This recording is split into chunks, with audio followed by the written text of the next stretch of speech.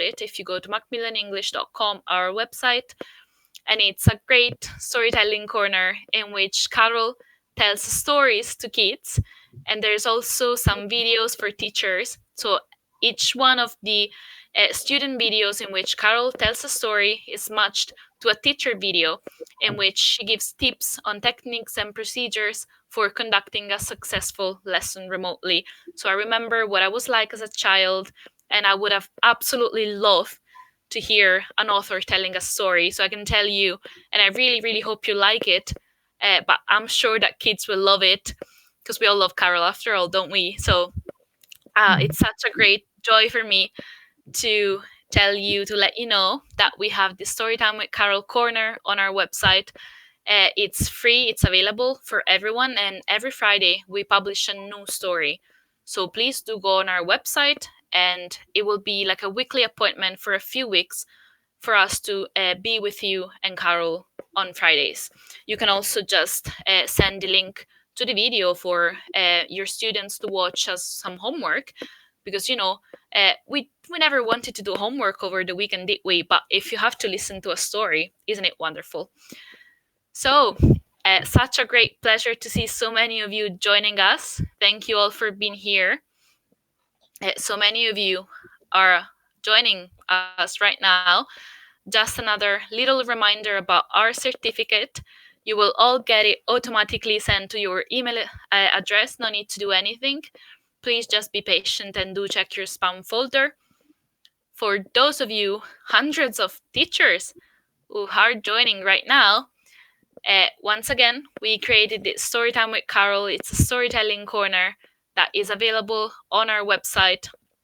You can find some student videos in which Carol tells a story, and some teacher videos in which she tells you how to use the stories, and she gives great tips on how to teach online and how to make the most of it. You can use it as homework, because every Friday we will publish a new video. So it's a weekly appointment and our way to try and tell you that you're doing a great job. We're absolutely amazed at how the teaching community is reacting to all of this situation. It's absolutely amazing to see your efforts, and we do appreciate them. It means a lot to see you, and I'm sure that your students are appreciating that as well. So, before we go on, a little explanation how this session is going to work. So, as usual, I'll hand over to Carol very soon, and then she'll do her session. She'll speak for about 45 minutes, and then we'll have a little Q&A at the end. So if you have any questions, please do type them into the chat box, and I will make a note of them and ask them to Carol at the end of the session. If you want to rewatch this session, or if you think that some of your colleagues may be interested and they didn't manage to attend today, all of the webinars will be available as a recording on our website on macmillanenglish.com/webinar archive. So if you go to our website and then the webinar archive, you will find the recording of this session, and you can share that with your colleagues and everyone you think might be interested in rewatching this session. Everything will be available on our website. One last reminder about the certificate, because so many of you are arriving right now. Welcome everyone. Thank you for being with us. My name is Federica. I'm about to hand over to Carol, and I know you're not here to listen to me. The certificate will be sent automatically to your email address. No need to do anything. Just please be patient and do check your spam folder. But without further ado, Carol Reed doesn't really need any introduction because she's an absolute star of the ELT world. But for those of you who need a refresh, she's an ELT expert. She's been a teacher trainer, an academic manager. She was the president of IETFL. She's a really successful author. She wrote our series, Tiger Time, and she also wrote our new series, Wheels, which is available all over the world globally. And she'll talk today about how to include games and plays into our ELT classrooms, and how to engage children with games and plays. So over to you, Carol. Welcome for being here with us, and welcome everyone who is joining right now. Hi, Carol. Thank you. Hi, thank you. Thank you very much, Federica, for that lovely introduction. And it's wonderful to see all of you here from so many different countries. Good morning, good afternoon, good evening. It's really fantastic. And play, of course, is an integral part of mainstream early learning programs. It's natural to children. And in fact, as has been said, it's the work of children. It's the way children find out about the world, the way they develop a whole range of cognitive, social, emotional, and physical skills, and how to communicate as well. So play enhances children's learning and development. And following the UN Convention of the Rights of the Child, Article 31, play is also a children's right. So the first question in this webinar that I'd like us to think about is actually, what is the difference between play and games? And if you've got some ideas, if you'd like to just pop them in the chat box so that we can all share. So thinking about play to start off with, play, which is sometimes called make-believe play, symbolic play, free play, or pretend play.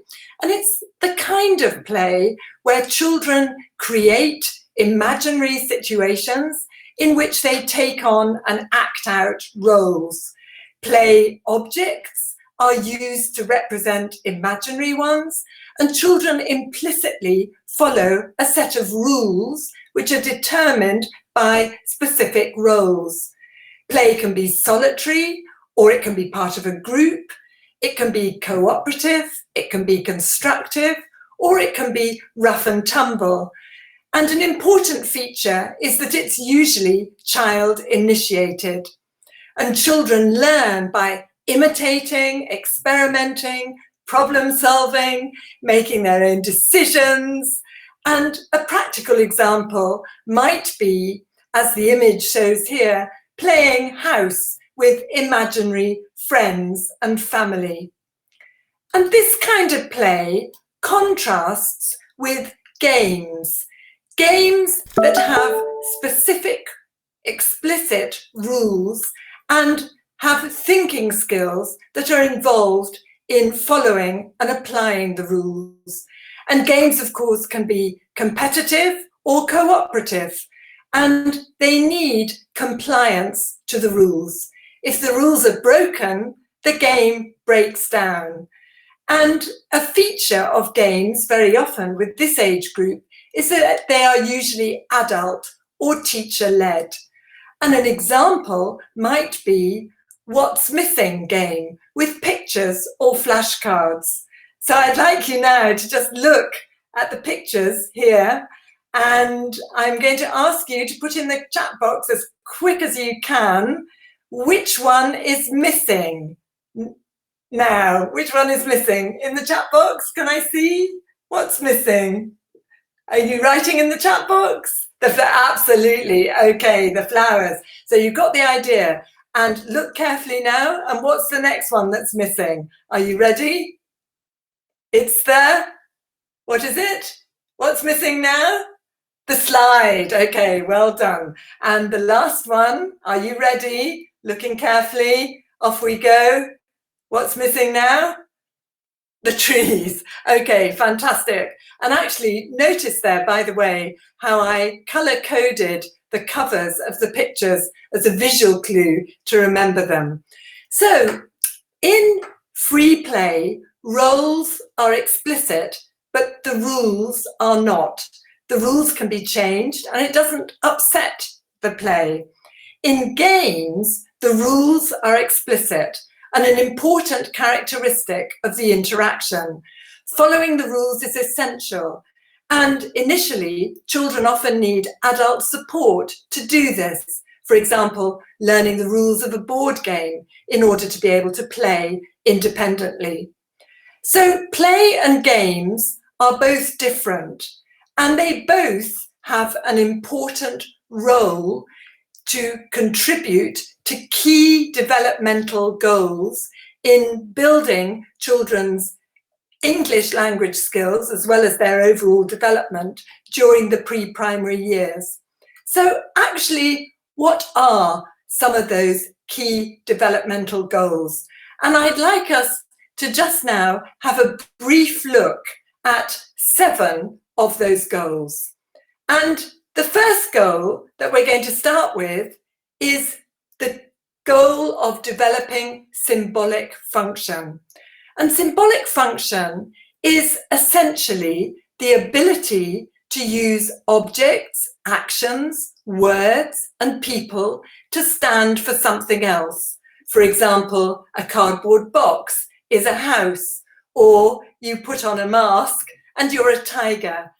And following Vygotsky and social constructivist theories, this paves the way for refining everyday concepts and learning literacies based on the use of symbols in reading, writing, maths, and music, of course.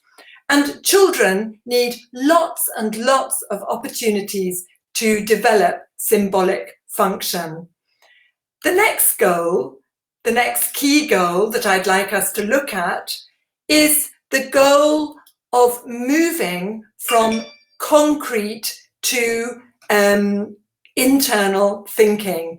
The move from children's thinking being dependent on physical objects and visual images, including letters and numbers, to being able, if you like, to think inside their heads. So, for example, children first of all do a puzzle by physically manipulating the objects.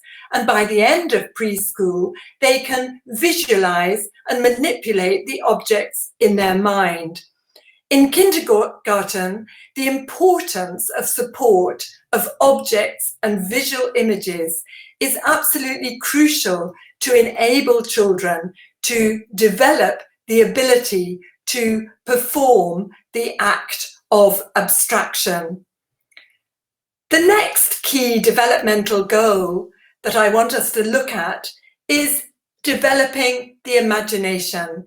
The imagination in terms of generative mental activity in which children invent new ways of thinking about all kinds of things.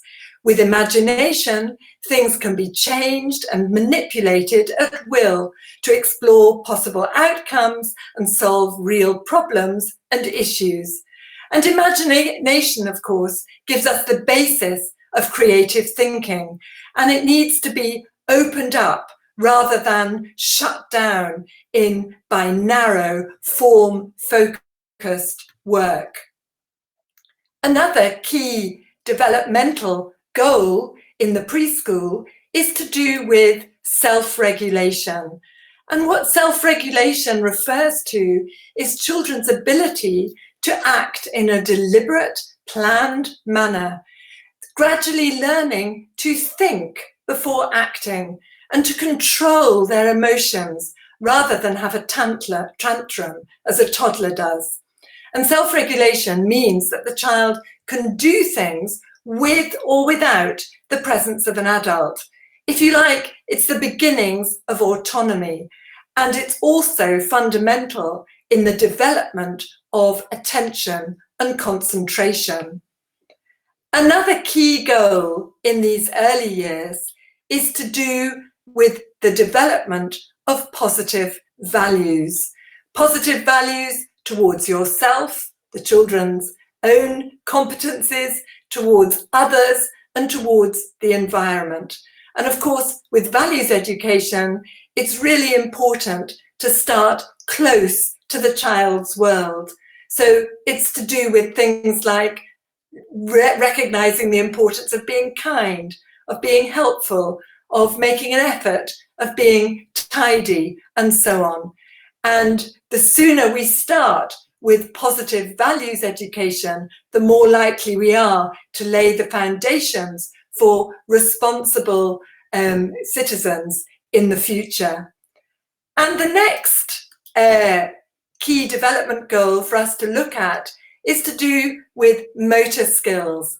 And of course, motor skills covers two main areas. We have gross motor skills. So for example, children learning to hop, to jump, to walk on tiptoe, to be coordinated physically, and fine motor skills to do with writing letters and numbers. And this kind of physical development and the development of motor skills also underpins the way children learn and develop in other areas as well, including the seventh key area that we're going to look at, which is, last but not least, pre-literacy and pre-academic skills. Children's developing ability to focus attention, to concentrate, to self-regulate, as well as a range of reasoning and cognitive skills, and the development of memory, of deliberate memory, and fine motor skills, and also, of course, the development of symbolic function in the recognition of numbers and letters. So these are key child development goals, both in children's overall development and education and in language teaching. And the next key question is, how do play and games contribute to these goals? And they both contribute in very important but slightly different ways. So let's have a look at that now. And I'd like to look briefly at the way play and games contribute to children's cognitive development, to their language development, and to SEL, which stands for social and emotional learning. And they both contribute importantly, but rather differently. So let me just highlight a few things. So for example, in terms of cognitive development, free play develops children's ability to think creatively and flexibly for an extended period. It also develops symbolic function. In other words, children's ability to use things to stand for other things. So to pretend that a ball is an apple, to pretend that a box is a phone. And as we talked about earlier, this development of symbolic function underpins literacy and numeracy development. And games with rules contribute also to children's cognitive development, but in rather different ways. So for example, through games, children actually learn to be able to follow instructions. So apply the thought processes to carry out the instructions to play the game. And similarly, games develop very specific cognitive skills. For example, logical deduction, matching, memory, or visual observation, as we saw in the What's Missing game a little earlier. In terms of language development, free play offers a context for children to take risks and communicate using their whole language repertoire. And this contrasts with games with rules that tend to focus on the specific learning of vocabulary and language structures and offer opportunities for repeated practice. And our third area, social and emotional learning, free play offers opportunities for children's social development, for listening, for turn-taking, for cooperating, for developing empathy.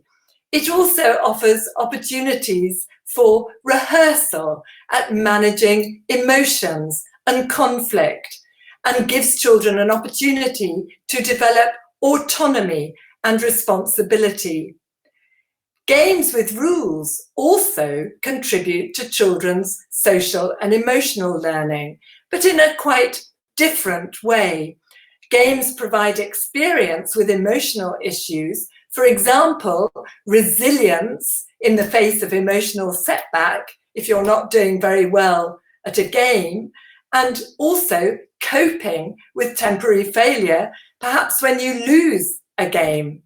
And games also give an opportunity for children to learn the emotional mindset and social mindset that is needed to conform to rules and norms, and also to learn about the concept of fairness and to learn to respect that. So both play and games contribute to children's development and language learning language learning in general, as well as English language learning, in important ways. However, I think it's true to say that in an English language teaching context, the main focus tends to be on teacher-led games with rules rather than child-initiated play. And I think there are a number of very understandable reasons for this. For example, free play is much more likely to be in the mother tongue or shared language. And I expect you may already have thought about this. And if we're language teachers, is that a good thing for us to be encouraging? The second thing, that our lessons are usually very short, and we feel a pressure that they need to be used for direct teaching and input. We're following a syllabus, we're following a course book, we've got to get through it, and so on, and we feel we just don't have time.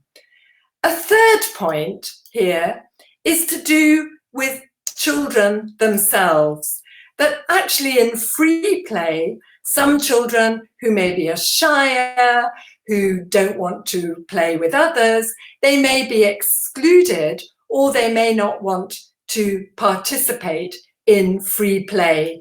And of course, us as teachers, we have a duty to be inclusive and make sure that everyone is involved. I think similarly, as teachers, we may feel, I know I would, a concern about management and control, that it may be difficult to control a class of however many children we have just playing freely. And the last point here, which I think is most relevant to us now in the context that we're in, that free play is actually not possible in an online context. And most of us at the moment are either teaching online or sending children work to do at home, and free play is not going to work in that context. And so, given that this is an overriding issue for all of us at the moment, I would like us now to actually have a look at 4 areas of games which use different resources that you can play with your preschool children online, and which will help you to keep children engaged and learning. And I think the important thing to say at the start of this, and we're all in this together, and actually what we know how to do this in our classrooms, we know how to teach. And the most important thing for us to do at the moment is to think of our face-to-face practice and how we can adapt what we do in our face-to-face practice online. And so I'd like to look at 4 areas. And the first area is to do with using puppets. And I think one of the things that we notice is that when we're teaching online, one of the things that's really hard for children is that they miss the physical presence of their teacher. And of course, you can make up for that in lots of ways, by your warmth, by your enthusiasm, by finding out how they're getting on, by personalizing learning. But a puppet is very helpful in helping you to create a warm and effective learning climate. That the puppet becomes the children's friend. The puppet has feelings and can be happy, sad, cold, tired, etc. And over the years, I've used all kinds of different puppets. Some of them are in that photo. I took a group photo of my puppets. I've used finger puppets, pencil puppets, oven glove puppets, sock puppets. The point is, they don't need to be sophisticated. The important thing is that your puppet has a name and a personality, and that you make sure that the puppet shows interest and affection for the children. And as well as using the puppet for opening and closing routines, which are just as important online as in your real classroom, you can also use the puppet to demonstrate activities and also to help you manage the class. And of course, what we're talking about in this session, there are also many, many different games that you can play. So just a few examples, we might have some flashcards, 3 to 6 flashcards or objects, and we might have a little game, guess what the puppet's thinking about. And children take turns to actually guess, and you name the children and they respond, and they guess what the puppet is thinking about. You might play another game where children correct the puppet, because the puppet may be a bit silly and get things wrong. So the puppet may say, the ball is blue. Oh no, Rosie, or whatever the puppet is called, the ball is red. We can also play games whereby we get children to follow the puppet's instructions. So this can be, adapted from the traditional Simon Says game, but using the puppet's name. So for example, Rosie says, wave your arms, please. Rosie says, move your head, and children know that if Rosie doesn't say please, they fold their arms and they don't do anything. And another game we might play is if we have a bag, a feely bag or the puppet's bag, to actually guess what's in the puppet's bag. And a lot of these games we can also do with rhythm. So we might go, what's in the bag? Can you guess? It's a ball? Yes, yes, yes. Okay, so puppets then that are a resource that gives us lots and lots of possibilities for engaging our children online. The next area of games to use is using real objects. And I would just like to say that actually one of the really positive things about teaching from home is that it's much easier to get hold of real objects rather than putting them all in your bag and lugging them on the bus or the underground to school. And you can play many different games. For example, you can play a little simple guessing game. So are you ready to do this now? You describe one of the objects very simply and children guess what it is. So are you ready? I want to see your answers in the chat box as quick as you can. You can eat it. It's yellow. So what is it? Yes, thank you very much. Okay. You can also do show and tell activities, which are actually very important for making children feel that you're really interested in them and what they brought to your online classroom session together. So you can ask children to bring an object that relates to what they're learning and show it to the class. So it might be a toy, this is my car, it's red, or it might be food, this is a potato, it's brown.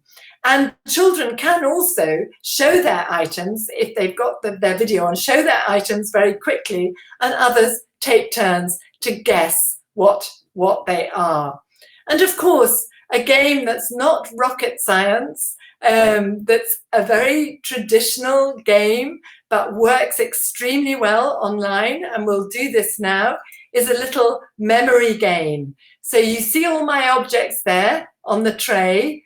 I hope you can remember them all. I want you to see if between you, you can name all 10 items in the chat box now. What's on the tray? Pizza, brilliant. Apple, banana, chocolate, cookie. You're brilliant. Yes. Okay, absolutely. Yes, lovely, fantastic. You've got it. You're super. What a lovely, you collaborating to do this activity. Fantastic. Okay, so you can check your answers there.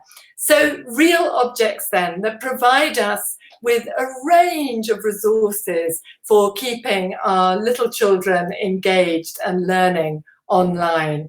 The next area that I think is important for us to look at is games with actions. And I think the important point to say here is that just as in a real classroom, children can't sit in front of a screen for long without doing something else.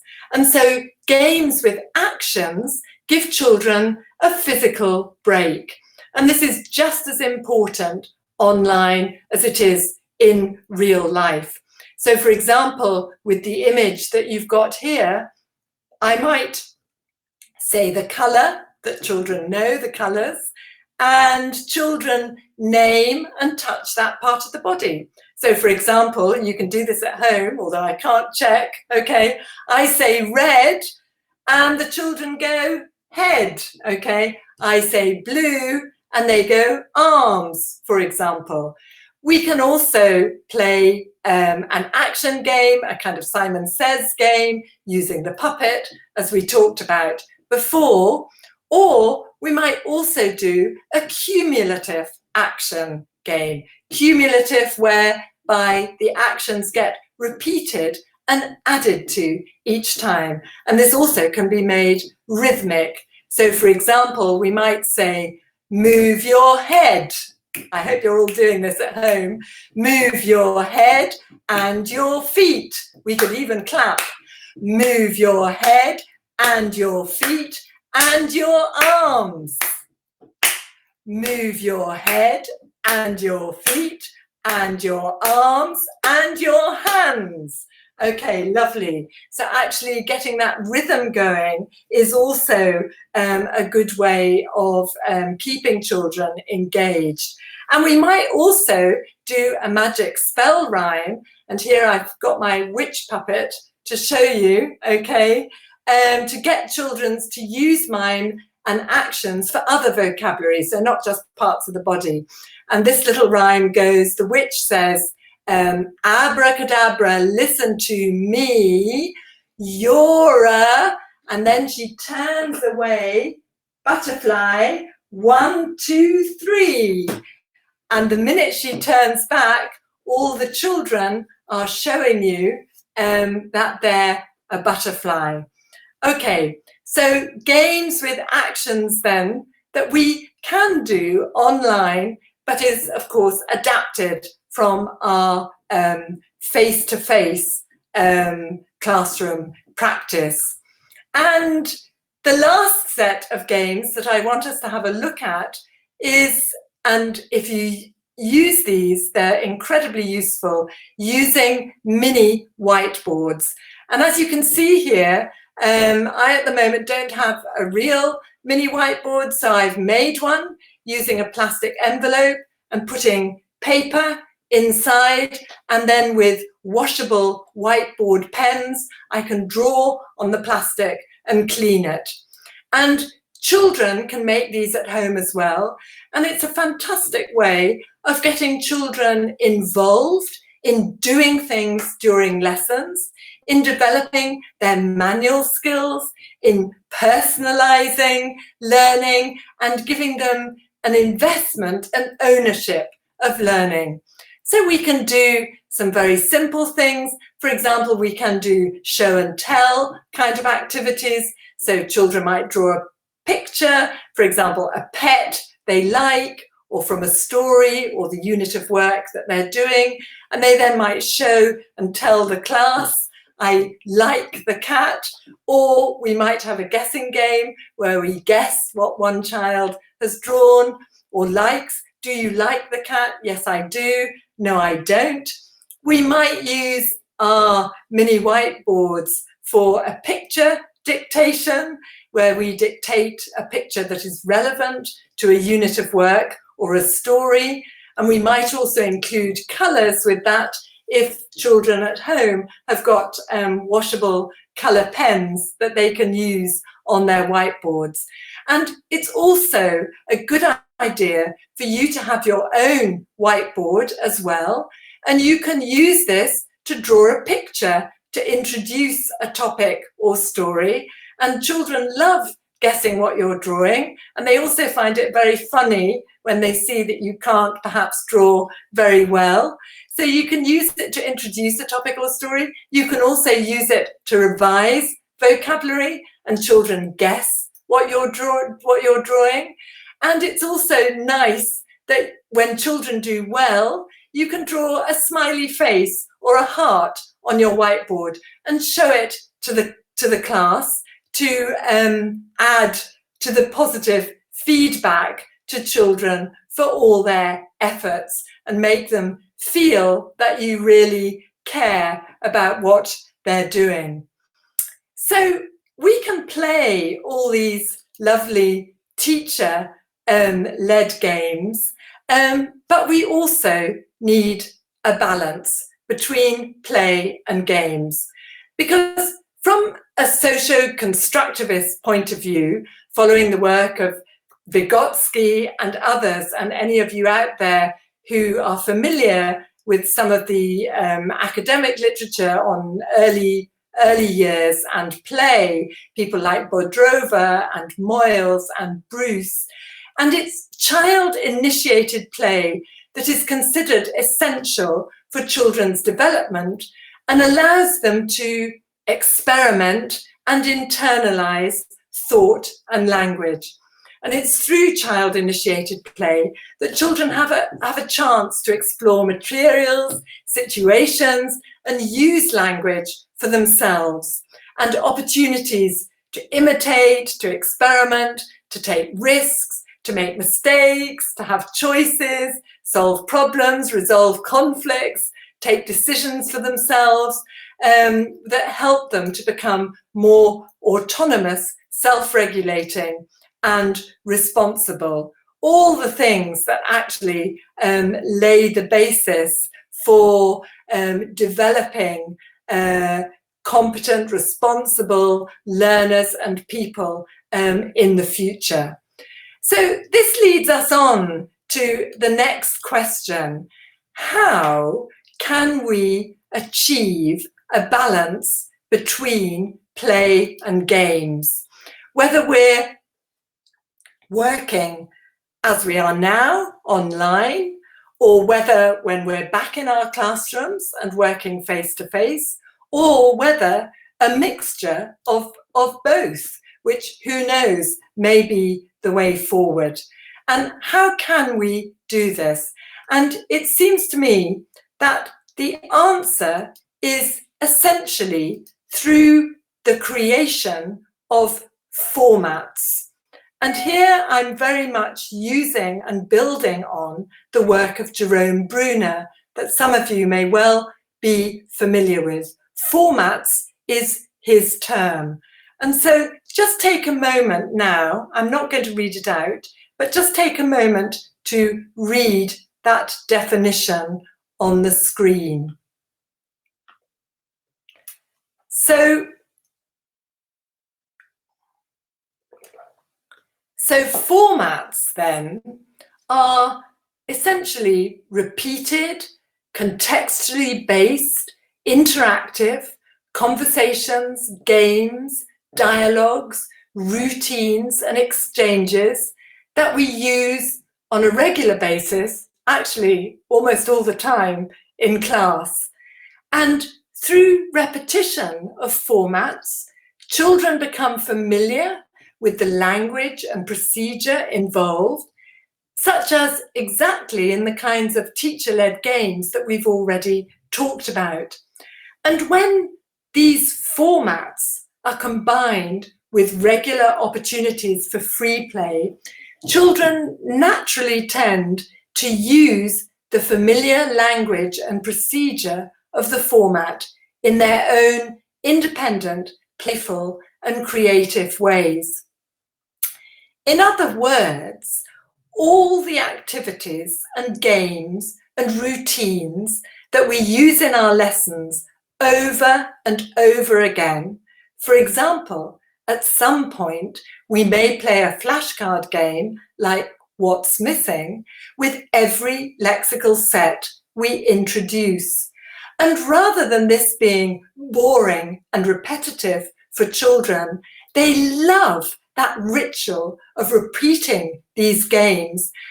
And more importantly, they provide a model and scaffolding, in Bruner's terms, closely circumscribed formats, for children to then be able to improvise and develop their own creative versions during free play. Now, formats, in Bruner's terms, consist of a structure, roles, and a script.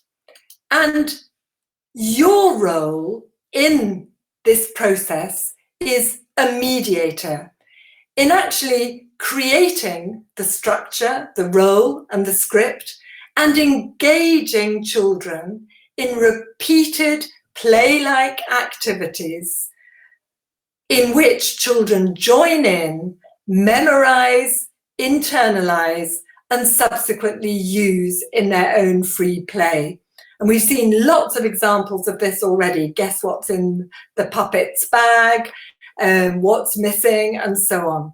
So the teacher prepares and equips children with the language they need for their own independent play. And when the independent play happens, the teacher also, and these are the arrows at the bottom here, the teacher gets feedback from how the children are learning, and this feeds in to the evaluation process and of how effective that you're being. So actually, how do formats work in practice? And let's have a look, and you'll actually see that this is very much the kind of practice that we've already talked about in all those teacher-led games with puppets, mini whiteboards, real objects, and so on. Let's have a look, though, at two examples. So the first example, an action game using a puppet. And you can see there on the left the structure. Now, what Bruner means by the structure, what he calls this, is a set of realization rules by which the game is managed. So basically, what essentially that means is basically the procedure. So actually the process you go through as you do the activity. The roles, the teacher and the puppet in this case also have different roles. So the teacher puppet leads and the children follow. And the script for the interaction, in this case, it's a little action rhyme. So it goes, follow, follow, follow me, walk, walk, walk, 1, 2, 3. Follow, follow, follow me, jump, jump, jump, 1, 2, 3, and so on. So you can see it's a very closely circumscribed, scripted interaction. Let's have a look at another example now, and one in a way that we've already talked about with Guess What's in the Puppet's Bag. And here we can see that the structure is the teacher puts objects in a feely bag, starts taking one out, or the puppet can take one out without the children teaching, and then the children guess. So the roles there, the teacher leads and the children guess. And the script in this case is, what's in the bag? Can you guess? It's a ball. Yes, yes, yes. No, it isn't. Yes, you're right. Very good. All that kind of language. And of course, in our classes, as children become familiar with games like this, we begin to give them opportunities, confident ones at first, to actually take turns to lead the activity and ask the question. And in Bruner's terms, this would be described as employing what he calls the handover principle. In other words, for a reciprocal increase in the children's responsibility for the activity. And this is also a crucial part of the scaffolding process, the support that we give for children's learning. And so children are increasingly able to play in an independent way as you step back.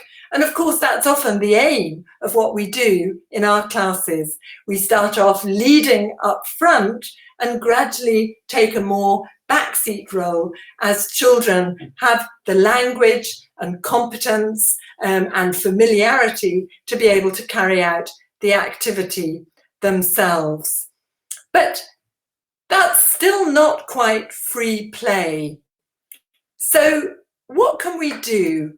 How can we provide opportunities for free play in our classes? And I think there are three options depending on our circumstances. And let's have a look at those options now, and also the pros and cons of each one. So to start off with, English learning areas. And English learning areas, sometimes also called English corners, are learning centres linked to English, and they reflect what's happened for years in many mainstream contexts of pre-primary practice, where in a preschool classroom there might be a reading area with cushions, a construction area with modelling bricks, a house area, a shop area, where children at various moments during the day can choose to interact and play with age-appropriate instructional toys and materials. And an English language area, if you're having an English area as well and adding to that, it needs to be resourced with materials that reflect what children have done in the class with their teacher.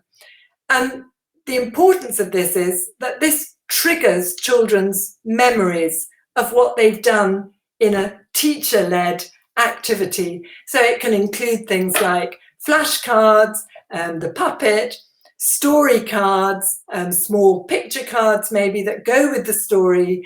It might also include a tablet and headphones to listen to particular songs. And the idea is that an English language area provides opportunities for children to play and experiment with familiar resources and to interact with their peers in an autonomous, child-led way. However, there are real problems of using English language areas for English language teaching, because these English learning areas happen outside your class time or lesson time. They need the close collaboration with the class teacher and their buy-in, if you like, to the value of having an English learning area. But even if the class teacher agrees, they may not speak English, they may not know what you've been doing in class or what to look out for as the children use the English language area. Another crucial drawback is that you, as the language teacher, are never there to be able to observe what happens in children's free play time because you're off teaching somewhere else. So you never get direct feedback on the ways that children play and use the language. Another really practical issue is that it's difficult for you to leave your resources, such as flashcards and a puppet, in one class, because normally we only have one set of these kinds of things, and we need them for our other teaching elsewhere. And of course, if, as some of you may be, if you're teaching in a private language school, the children are only there for their lessons and there aren't other opportunities for free play. So although they can work very well, there are those drawbacks. And a way to resolve this is actually to set up learning stations, or sometimes called learning hubs, during lessons. And learning stations provide meaningful, self-directed language play for children and develop skills such as autonomy, responsible decision-making, and cooperation during lessons.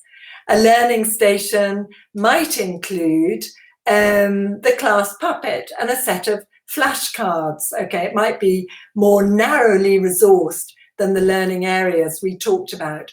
Or it might include story cards and small picture cards, or paper and crayons.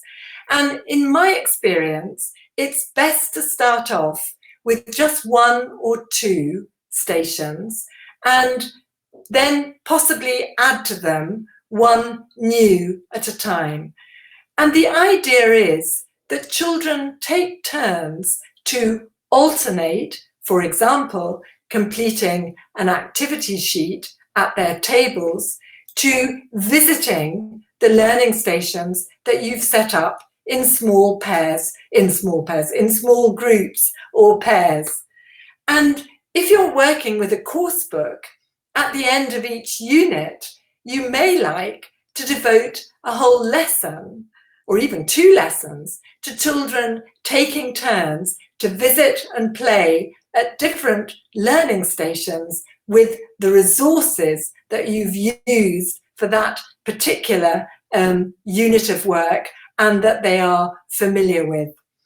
Now, the benefits of learning stations are that as they're organised during lesson time, they provide you with a golden opportunity to work with and give extra support to small groups of children who are not at the learning station in turn.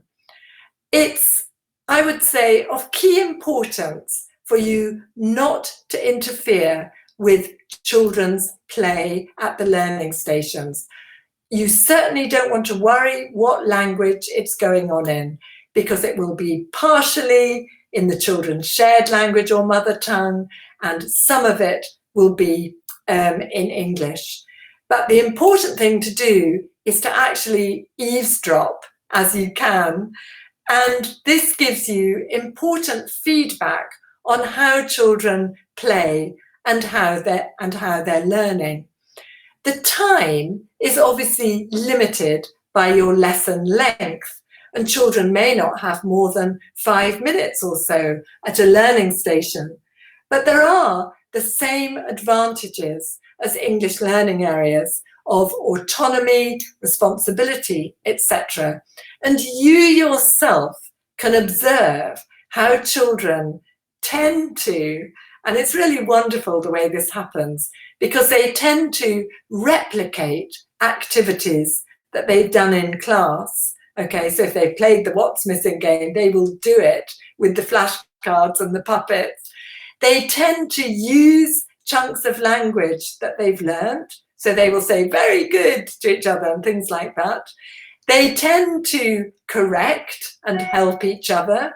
In other words, they tend to scaffold each other's learning, and they also can be very strict with each other if they get it wrong. And from what I've seen over the years, one of the favourite activities of children at learning stations is playing the teacher. So they take turns to take the role of being the children and the teacher. Well, of course, at the moment, it's all very well to talk about English learning areas and learning stations, but we can't do any of that at the moment because we're not at school and we're working online. And so this, I think, is an opportunity for the third option here. And the third option is actually in the home. And so this is an opportunity for us to communicate with parents at home. So actually parents understand the importance of providing children with opportunities to play with the resources or similar ones to those that you've used in online lessons, with their whiteboards, for example, with different objects, with pictures and so on. And children to either play on their own or possibly also with siblings. There's nothing like older siblings taking the role of the teacher with their younger brothers or sisters. And that, in a way, is how, at the moment, we can provide this bridge between our teacher-led activities and formats during our online lessons and opportunities for taking it away from the classroom and using it in the children's own real play. So children need repeated exposure to formats in teacher-led activities and games, dialogues, songs, routines and stories. We've only been talking about games and play today, but it applies to all these things in order to build children's confidence and ownership of language and to enable free play to happen in a child-initiated way. And actually what happens then, that children will naturally play at least partially in English. They may, for example, name some of the vocabulary items, say very good, things like that. It's bound to be a mix of languages, but that is also totally natural and is not something that we should interfere with. But it is the process of children gradually taking on the ownership of language and internalizing it. So, coming to the end of the session now, let's just have a quick look at what we've talked about in this session. We started off by talking about the differences between play and games. We looked at 7, if you remember, key attainment goals in pre-primary. We then discussed how play and games contribute to these goals in rather different ways.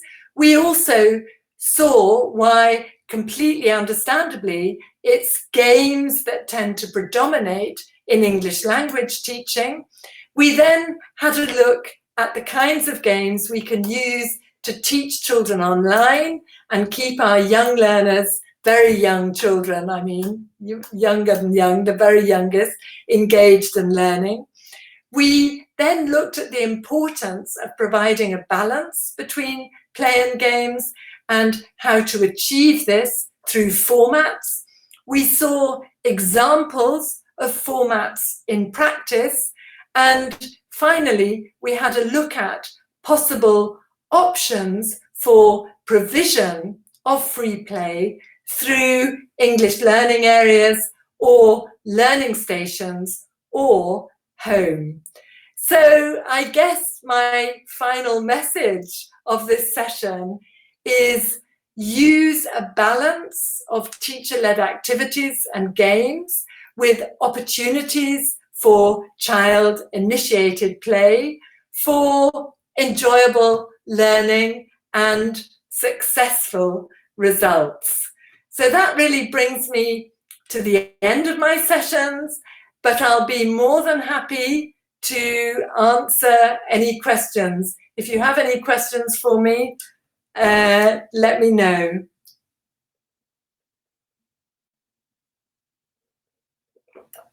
Any questions there in the chat box? Thank you very much. Lovely comments, thank you. The comments are going so quickly I can hardly see the questions. Can you hear me, Carol? Are there any questions? Federica, have you found some? Yeah, can you hear me? So if you can hear me, It's I've got a amazing. It's going so quickly. I don't have a chance to see them. yeah, it's definitely running very fast. So if you can hear me, Carol, Yes, I've I got can. great. I've got a couple of questions that popped up a few times, and I think they can relate to each other. So they were, what would you advise to teachers who have children who don't want to play or are a bit unresty and can't really sit still for a little time? How would you engage them? I think you have to try to use as much variety as possible. I think the key is no obligation. I think with little children, the secret is to lead them. You know that saying, you can lead a horse to water, but you can't make it drink. I think that is the same with very young children and language learning, and that actually that will be counterproductive. So you need to use a range of resources because different children are attracted by different elements. So it may be, a movement game that attracts, it may be music, it may be story. I think you have to, you know, try different ways, and no obligation. I think at this age, if children are really resistant to coming to a session online, it probably shouldn't be obligatory. But the key thing would be for you to make it so attractive and so fun, and to convey the warmth of your care and interest for the children, that they actually want to be there. Thank you. There's another question that I think is links very well to this one, and it was, how often do you think games should be changed in order to keep students engaged? Well, I think the younger the children are, the more they need to be changed. I mean, I used to have a thing for myself when I was teaching, 30-minute lessons with 3-year-olds. And I used to think, actually, I need a different activity for every minute of the class. So perhaps that's exaggerating a little bit. But the truth of the matter is that young children have very short attention spans. And so there does need to be a lot of variety. This is not to say that when their interest is engaged, they can actually focus for quite a long time. But I think you do, yes, you need lots of ideas up your sleeve. And the secret always is to stop playing a game while the children are still loving it, you know, because then they want more. And if you go on that bit too long and they want to do something else, then you've lost them. So always stop at the top of that curve where they're still having a great time. Thank you, Carol. Another question was about how to start engaging children with reading, especially through games, when they're at their very first stage of approach to reading and writing as well. I think this is a very good question, and I think I would also want to do it through in a game, in a ludic, a play-like way. So, for example, we might do, I just off the top of my head, a bingo game using words or short sentences instead of pictures. And so this would actually naturally engage the children in reading, but in a context that is not like a chore and something that they have to do because it's a game that they're going to be playing. So I think I would want to try and do that. Thank you. So if you have any more questions, do type them into the chat box because I'm reading them all and I'm asking them to Carol. So there's Gonzalo who's asking for a Oh, few tips yeah. Sorry. on no, no, absolutely. Gonzalo is asking for a few tips on how to get started. So he said he's just finished his studies, so he's about to start teaching for the first time. And if you could give him some tips on how to succeed as a language teacher of children? Okay, well, are we talking about succeeding as a language teacher of children online or in real life? I mean, the main fundamental tip is to have to value your children, to recognize the learning potential of all of them, and to tune in to where they are. Because it's only by tuning in to where the children are that you can then lead them to another place. Because in a way, you're a bit like the Pied Piper of Hamelin, except you're not leading them into a horrible cave, but you want to find the music that they will follow. And it's by listening to the children that you find that. So that would be a main tip. Thank you, and good luck, Gonzalo. Well done for finishing your studies. Thank you, Carol. There was another question. It's pinned at the top of the chat box, and it says, "Is there any possibility to do error analysis through games?" Well, I think there definitely is. I mean, I think it's really important to observe the way that children play games and the language that they use to play games. I mean, I'm not sure how at this age, in terms of error analysis, and in terms of unpacking the grammar, we're not really talking about that, because actually with this age group, they're learning chunks of language, which are like, say, for example, I don't know, which is like a few connected words that they learn as a single concept. They don't even necessarily realize that that's 3 words, never mind, a negative and a verb and so on.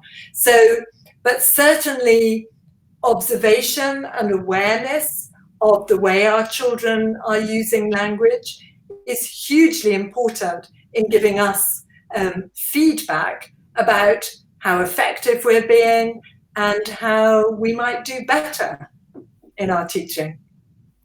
Thank you.